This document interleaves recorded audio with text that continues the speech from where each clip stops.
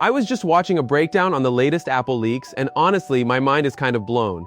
Apple is getting ready to drop a massive update to the Mac Studio. But here's the funny thing, you are absolutely never going to see it. And no, I'm not talking about some invisible software update, I'm talking about a physical change to the hardware that dictates exactly how much punishment this machine can take before it literally melts on your desk. The latest reports from Gurman just spilled the details. Once you realize what Apple is actually doing behind closed doors, all the weird rumors about the new Mac Studio finally start making total sense. Let us get the obvious stuff out of the way first. That chunky silver box sitting next to your monitor right now. Yeah, it is staying exactly the same. Same height, same width, same exact design looking right at you. Apple is not giving us a flashy brand new look on the outside. But what is completely changing is the heavy metal hidden deep inside the case. Gurman confirmed that Apple is quietly redesigning the internal heatsink.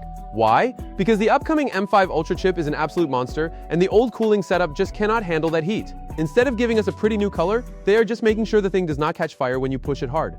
Sometimes the biggest flex a computer company can make is the one you never even notice. So why is this new M5 chip running so hot in the first place? Let us break it down simply.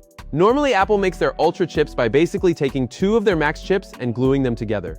This time around, they are aiming for some ridiculous numbers like 36 CPU cores and up to 80 GPU cores, but they are also trying a totally new layout. Instead of cramming everything onto one massive slab of silicon, rumor has it they are physically splitting the CPU and the GPU into their own separate blocks.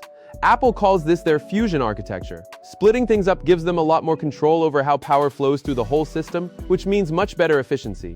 But moving all that intense power around differently means the old fan setup just will not cut it anymore. They literally had to rebuild the lungs of the machine so it could breathe right under pressure. Now here's a detail that totally threw me off when I first heard it.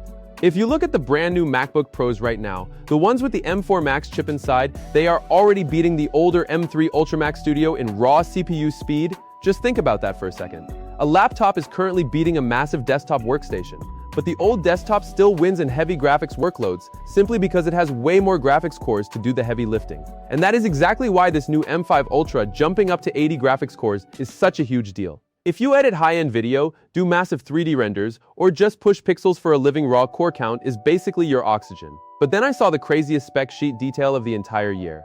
Bloomberg says Apple has been heavily testing this new desktop with up to 768 gigabytes of unified memory.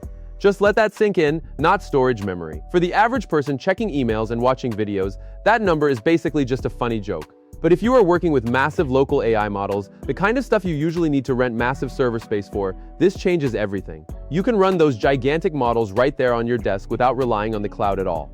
But of course, there is a catch. We were supposed to see this machine way earlier. Originally, everyone thought it would drop in the first half of 2026. But the summer came and went, and we got absolutely nothing. The real culprit is not some software bug, it is a massive shortage of memory chips across the tech industry right now. It is squeezing Apple hard.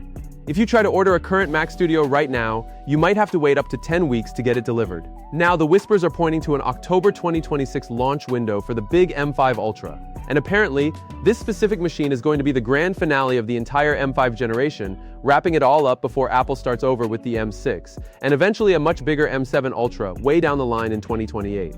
And because of that crazy industry memory shortage, do not expect a friendly price tag either. The current base model starts at $2,000, but with those internal parts getting way more expensive, Apple might just quietly kill off the cheaper options entirely. You might be forced to buy a higher tier just to get your foot in the door. So here's the honest picture for you guys. Do not expect a shiny new box to show off on your desk. What you are actually getting is a ridiculous massive jump in raw power, a brand new cooling system rebuilt specifically to handle that heat, and enough memory to run basically anything. You're just going to end up paying a lot more and waiting a lot longer to get it. So I have to ask you guys the real question. Is 768 gigabytes of memory in a desktop machine something you would actually find useful? Or is Apple just showing off numbers at this point? Let me know down in the comments below.